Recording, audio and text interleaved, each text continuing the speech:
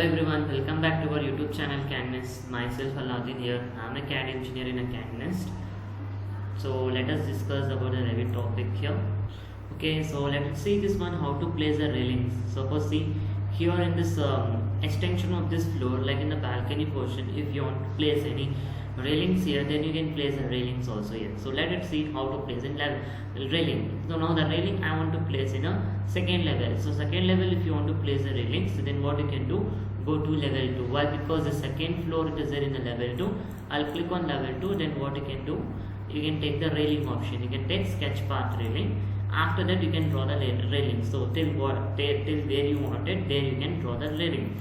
And make sure that railing should be in a single hand sketch, and it should be in a single connected line, or else it won't take. Separate railing if you are taking, the railing will won't create here.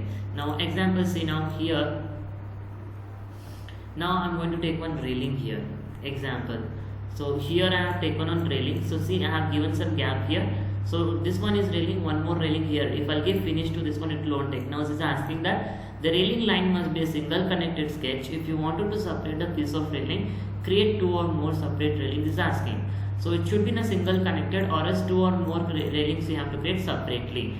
Now after that I'll just give this finish. Once if I'll give finish, then go to 3D option, and you can see this one. The railing is created here. Now if you want to show the railing in a, now it is in pipe railing. If you wanted to show this railing in a rectangle also, then you can click on the properties, you can click this rectangle railing. Now it will show in rectangle railing. Now if you want glass railing also, you can convert into bottom fill glass. Now it will convert into glass railing.